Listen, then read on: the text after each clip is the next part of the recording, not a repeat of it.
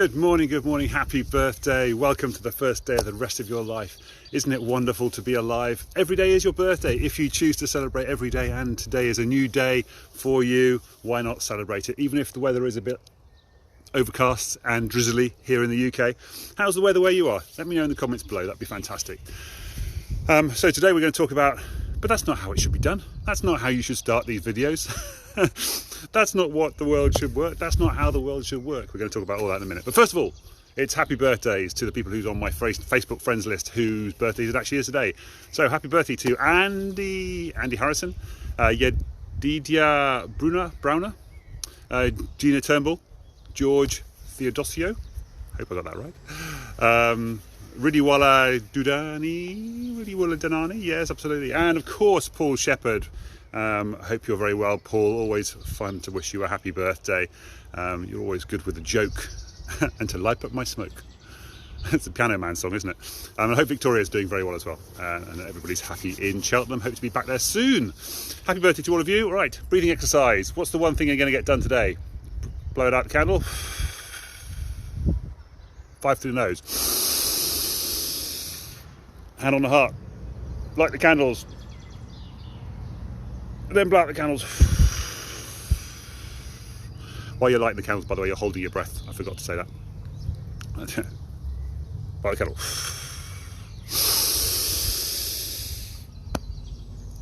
Hold. Blow out the candles. You can do that multiple times if you wish. Getting oxygen into your lungs, getting oxygen into your blood, into your brain, allowing you to think more clearly and make better decisions and choices and so forth. Happy birthday, everybody. Hope you're having a lovely Thursday. Thursday already. So that's not how it should be done. That's not how you should blow out your candles. That's not.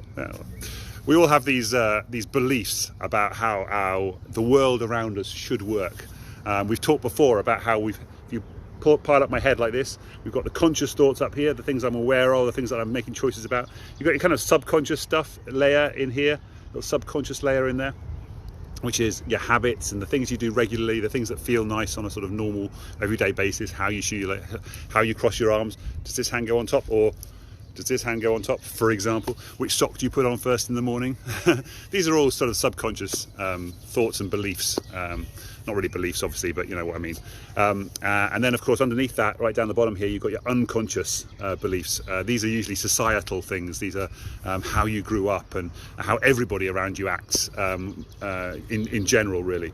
And they're not really sort of beliefs. They're more sort of like core feelings in particular, but sometimes those can hold you back as well, and they can be really detrimental to you as well. For example, racism is a classic example of that. You automatically, and no judgments whatsoever, but you're brought up in a certain society. You don't see people of colour very often, and then you get these stories told to you as children, or whatever. You see movies and things that depict certain ways, and you get sort of nagging feeling inside you. And then you do a test online where it's designed to work out how you react automatically to certain things. And you might not realise it, but subconsciously you're going, yeah, the black person is bad or dirty or whatever, and the white person is good and honest and all that kind of stuff. And you don't know you're doing it, but your unconscious brain is just automatically just taking you down, because your brain has been wired in a certain way over and over and over again, over years and years and years. And it's an automatic behaviour. You can't really help it. You can break through these things, but it takes a lot of effort to get to rewire those underlying unconscious beliefs. Much easier to do the surface ones. The surfaces, things like I just showed you there. I normally cross my hand. I think I've done it so many times now, I've forgotten. Yeah, I normally put my left hand on top, but I've taught myself very easily to put my right hand on top, because obviously I've shown people how to do that. The other thing to do is put your hands apart like this. Wiggle your fingers. You can't see me wiggling my fingers, but I'm wiggling my fingers. And then bring your hands together, clench all your fists like that, and then have a look at your hands. Are you right or are you wrong? I do this in my workshops and stuff. Is it your right thumb on top, or is it your left thumb on top? Well, actually, that's my right thumb. So I'm wrong. I'm not right. It's not right. I'm not right. Are you right or are you not right? That's what I should have said. Never mind. Anyway, so yeah, that's not right. No, that's left. And then that brings in sort of language thing as well. And of course you can do it the other way around, but it's really quite tricky to make it go the other way. so that my right thumb is on top, because you really got to sort of properly think about which way around you go. Whereas if you do it naturally, you'll just do it. You have a certain way that you do it every single time. Left thumb on top every single time. Another way of doing that as well is you find out, you do this with snowboarding and things. Somebody, if you stand still and somebody pushes you from behind, which foot do you automatically go forward on when you're trying to steady yourself? For me, again, left foot every time, which I think means that when I'm snowboarding, I go left foot forward, which I think is called goofy. Similar sort of thing. There you go. You're saying the left foot is goofy and the right foot is regular. Yeah. And then it's one of those unconscious things, you see, how you've kind of said, oh, so your left foot forward is unusual, it's goofy. Whereas right, it's like, it's just the first person who did it happened to be right-footed. So somebody who went left-footed, they went, oh, that looks a bit weird.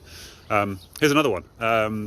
Phil Mickelson, the very famous golfer. If you've ever followed, you don't really need to have followed golf to have come across Phil Mickelson, but he learned to play golf watching his dad. So his dad was playing golf in front of him like that, and he was practicing by following his dad, how his dad was swinging the golf club like that. And of course he learned how to play golf left-handed, even though he's right-handed, because he practiced it effectively in a mirror. I heard that story, at least I hope that's true. So that'd be kind of cool if it was. So we all have these beliefs, and I was reading in the Happy Money book this morning about a couple who were at a wedding, and I think it was the husband. Yes, it was the husband. The husband had bought a gift for the wedding, and the wife was berating him for buying a cheap gift, not spending enough money on the gift. And of course, the man was thinking to himself, gender actually is irrelevant, but it just happened to be the story, obviously. The man was thinking that he'd grown up in a world where spending extravagantly on presents was the wrong way to do it. So she'd been brought up that spending extravagantly was the right way to do it, to show your love. And actually this comes into love languages as well. If you've ever studied love languages, this is beautiful. Gift giving versus gift receiving. A lot of people, some people don't like being given gifts. Some people love being given gifts, and some people like giving gifts, and some people hate giving gifts. And if your partner, for example, likes being given gifts and you're the sort of person who hates giving them, then they're going to always feel like you don't really love them because you're not giving them gifts. Whereas if you can learn that and you can improve that, then you can make things better for that relationship with your partner.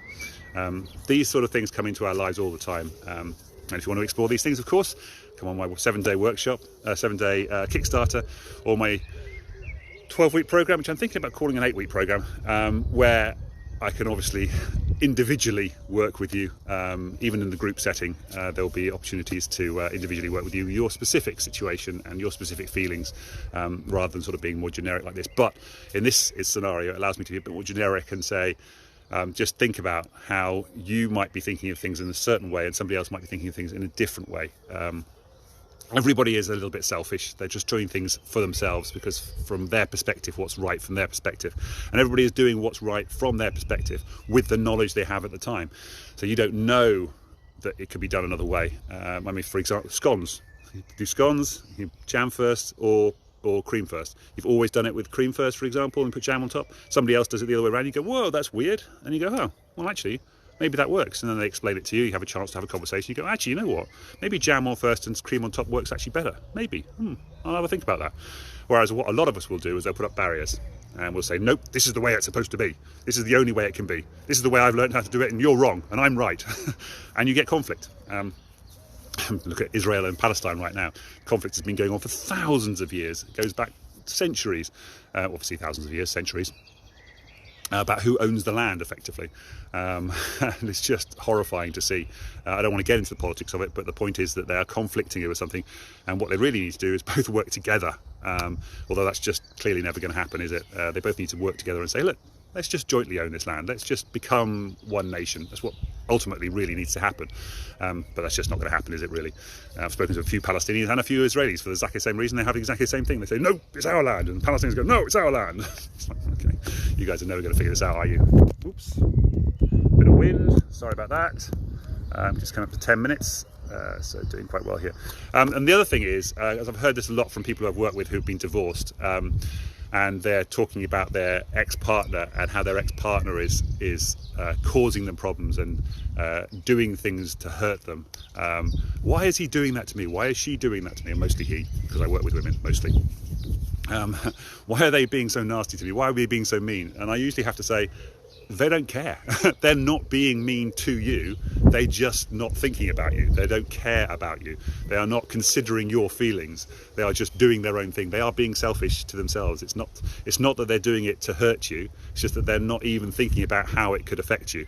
There's a difference, huge difference between those two things. And if you can see that and recognize that, you can go, okay, yeah, I can see that now. I can be a little bit more tolerant. I can be a little bit more compassionate towards the other person. Maybe have a conversation with them about it and recognise and say to them, do you realise how much that hurts me when you do that? Or how frustrating that is to have that happen, rather than accusing them and say, why did you do that to me? Why did you do that deliberately to hurt me? They might be. It's unlikely in most cases. But again, individual circumstances, it's hard to tell. Come do one-to-one to me and we can deal with that specific situation in the round when we do that. Finally, I'm going to finish off with something from the Blickings book of the day, which is about interactions between people, which is fantastic. I loved it. And the key thing about this is something I learned many years ago, which I talked about yesterday with my friend Lara. Because I had a phobia of talking to women in social situations, and I went up to London to learn how to be better at that. And day one of that course was how to dress better, how to dance, how to recognise body language, how to have a conversation, how to listen, how to start conversations, how to keep conversations going, how to ask questions and then respond to questions and all that kind of stuff. But part of that whole process was, if you're going to go into an interaction with a girl, your main objective is to either make them smile, ideally, but just make them feel better as a part of your interaction. So make them feel better, and then if you can make them smile, if you can make them laugh, even better. That's just like pinnacle of that whole thing. With no other expectations, and that was always my problem in the past, was always having the expectations. You see a girl you find attractive, you go and talk to them, you want to take it further, you want to get the phone number, you want to go on a date with them, whatever. But if you can avoid all that, then you can make it, and you can just make them smile. And then if things go well, and then it'll be obvious that it's right to take things further. Morning. Anyway, and then if you've got a conflict with somebody, from the Blickings book of the day today, there's a kind of a cool acronym, which I'm sure you won't remember, but it is in the notes below, which is PREPARE. Prepare for the interaction. So figure out what the problem is and what the result is that you're looking for out of the conversation you're going to have with the other person. Work out what emotions are involved. How are they going to feel? How are you going to feel? Why are they going to feel the way they're going to feel? Why are you going to feel the way you're going to feel? Work out what the provocation is and how do you want their emotions to be? How do you want them to feel? So what's the provocation? So that's P. So that's problem, result, emotions, provocation. Provocation is how are you going to get them to feel the way you want them to feel? So if you want them to feel calm and at ease and relaxed and happy, then how are you going to achieve that with them? Then activate your own emotions. So because you've got to do that for yourself as well. You've got to think, how am I going to be calm and relaxed and easygoing, and what are they going to say to me that could affect my emotions, and how am I going to deal with that situation? So that's a provocation inside yourself. Activation. You've got to activate that yourself, and then you're going to render the conversation. You're going to start it. You're going to go and talk to the person and have that conversation, create that chat. And then afterwards, of course, you need to evaluate and work out what happened, whether it went well, whether they learned the lesson they need to learn, whether you learned the lesson you needed to learn.